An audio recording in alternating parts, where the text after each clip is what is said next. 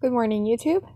This is part 2 to my video for beginners and my advice to said beginners. Again, if I am looking at other things, I have a notebook.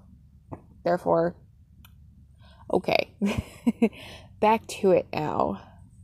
So, let's see. Let's start by talking about judgment. This ties into elitists and people that don't understand you, don't understand your craft. You're a pagan. It must mean you're evil, right? No, it doesn't. I tell you, if someone asks you if you're a good witch or a bad witch, they don't understand what being a witch is.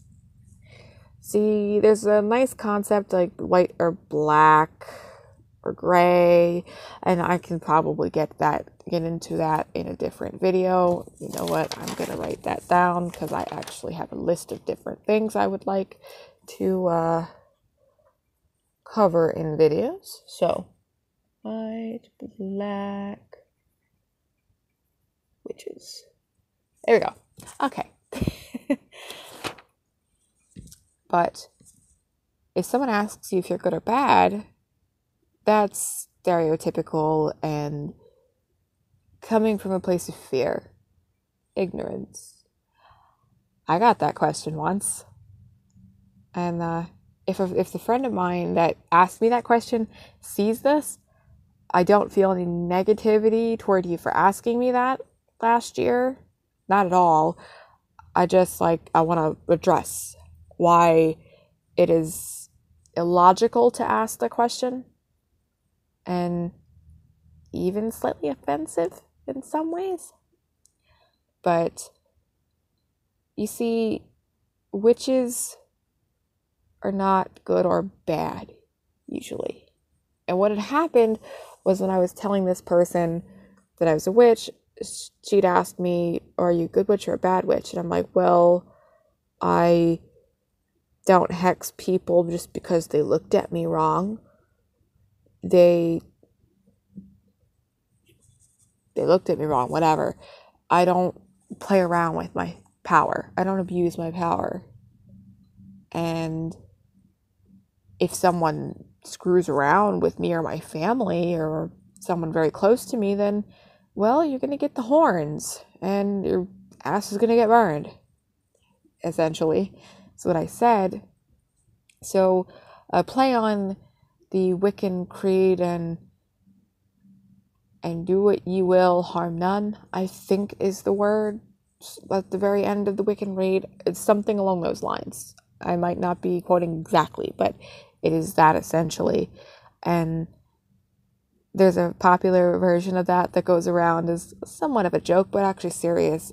Do no harm, but take no shit. That's what I believe in. Don't let anybody walk on you. And she said, oh, no, that's called being a good witch. So I started to say that I was gray. There is no good or bad. You see, the concept of good or bad is a subjective sort of a thing. Your good could be my bad. My bad could be someone's good. I don't know. So, you might think it's perfectly okay to hex someone that looked at you wrong. I don't, personally. Personally, I think it's very immature to do that. I really wouldn't advise doing that. That's just a radical example. But that's essentially what I'm talking about. One thing that I do might be evil as all hell to you and so irrational, but in my mind it makes immediate sense and is justified. It's one thing I am all about, the justice. People need to get what they deserve. So people are going to try to judge and make their own calls, and they might not be trying to offend you. I will say that. So if they're genuinely trying to do that, like my friend was when she asked if I was good or bad, she wasn't trying to offend me. She's Catholic, so she has that kind of background to her. She was accepting of me, and I can appreciate that, certainly. And I didn't get upset or mad at her for that, but slightly cringe. Some people will try to bust your balls about it and be rude. You'll get your fair share of those. But not everybody is trying to do that. Just be aware of that.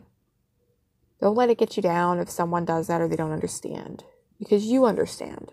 That's what matters. And the other part of judgment that I can touch on between elitists and people like that, mostly this has to do with elitists and other people that are in the craft, because people will tell you how to do your craft. I heard this from, I can't remember the exact website. I could probably find it again if I tried to look for it. It was something on Satanism years ago, researching.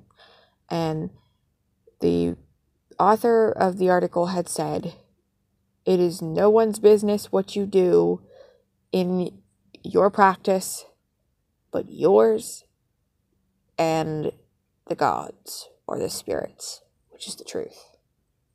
It is no one's business how you honor them and how you work with them. Because if you work with them and you're being respectful, that is something that I will stress to the ends of the earth and then some, is respect.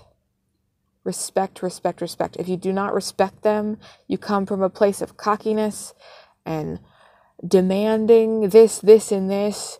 I summon thee, now I command you to do my will. Oh, don't do that. Don't do that. That's a bad idea. Don't do that. Especially if you're going to be working into more, I guess we'll say, hot paradigms. Things with a little bit more of a kick, like demons and such. Do not try to order demons around. It will not end well for you. Please take my word for it. Please don't have to learn the hard way. But it is no one's business but yours and theirs. That's it. Don't let anybody tell you how to do something if you know it's right and that's the way they want to be honored or worshipped, whatever have you. That is what you do. Plain and simple. So, next, let's see, initiation. Haven't covered that yet. Another thing you might be thinking about is initiations. And you might not call yourself a witch because you're not initiated. Or you can't find someone to initiate you. Maybe there's no one local to you that is in the same type of spirituality that you're into. I know some traditional practices will say you have to have this certain type of initiation right before you can fully call yourself this. But not necessarily, no. You don't really need to be initiated to start working into a path.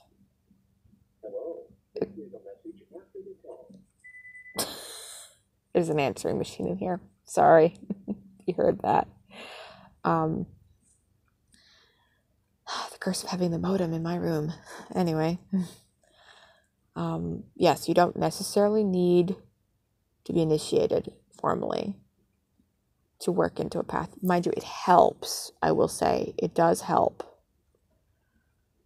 And sometimes it can be a formality. I get it. It's you going into ceremonial magic and things like that. That's fine. It's great. Do that. If you feel like you need to, then do that. But you don't need to stress over an initiation. In fact, you can do them yourself if you need to in most cases. And even somebody that's not working into a paradigm or with a pantheon or whatever, any kind of certain tradition, you can still initiate yourself. It's a way to dedicate yourself to your craft. Whether you're working with someone in particular, the god, the goddess, or whoever else. Or no one. Just dedicate yourself to the path. And you don't necessarily have to make this a gigantic ritual either. It can be as big or as small as you like. As long as it works for you and matters to you. So, People who tell you that you are not a real witch, not a real this or the other thing, because you're not formally initiated and you've been working on this and the spirits have accepted you and everything else. Don't pay them any mind. Now, there are certain things that, yes, they do advise an initiation on a spiritual level, like from what I've heard with voodoo, it is Papa Legba's decision if you get to join the team or not, so to speak, if you're fit for this. But in most other cases, you don't necessarily need to start with an initiation. Those will help to align you with the current of energy in most cases. But stress not. You'll be okay. Let's see. Is there anything else that I wanted to state? Well, let's see. Well, anxiety itself. Let's talk about that for a second. Anxiety and confidence play a large role in your success in witchcraft. That is not to say if you have emotional problems, anxiety disorders, panic problems, or anything like that, that you cannot be a good witch, because that is the farthest thing from the truth. I happen to know plenty of practitioners that have mental illness and still get amazing results. And before anybody says, ooh, they have mental illnesses, they're just delusional. Shut up. Stop that. No, and no. I'm not talking about that kind of mental illness or anything along the lines of that. A lot of people have things like depression or anxiety problems. And predominantly, that's what I'm talking about. So, just wanted to try to shut that down before it started. But that doesn't mean you can't be a good witch or a good magician. It just means that you need to work on remembering that you are powerful, that it is you that has this power, and you have the power to step back out of that pain, out of that anxiety, and to focus your intention. If you feel it and believe it, you will receive it. You must know it has happened, or it will happen, and feel that it has happened already. And be confident with that. To be able to let your intention go with confidence. If you don't, then chances are your spell may not work. Because you doubted it. And you canceled it out before it even started to work. And it takes a while to get the hang of it. So I will also say, if your first workings, whatever those are, don't go as planned, not every single spell that you cast will work. Even if you're well-seasoned, not every spell you cast, not every ritual you cast or do, perform, whatever you want to call it, will always go as planned. That's just the way of the universe, and there are a million reasons why things might not work. And I could make a video on that as well if I wanted to, from what I've experienced and what I've heard. So again, fret not. You will be okay. Just keep trying. Keep bringing yourself back into your own power. Meditation is a beautiful thing when it comes to this. And it's hard. Don't get discouraged if you can't meditate like perfectly off the bat. Just keep trying, keep going, and don't give up. Believe in yourself, believe in the universe, believe in your spirits if you work with them. Believe in what you do, and you can bend the world to your will. All right, I'm going to cut this here. If I think of anything else, I might make a part 3 to this. I covered everything I had written down, so we'll see if my black hole of a brain could conjure anything else up, because I'm sure there's more. But all right, all of you have a good day. Thank you for watching.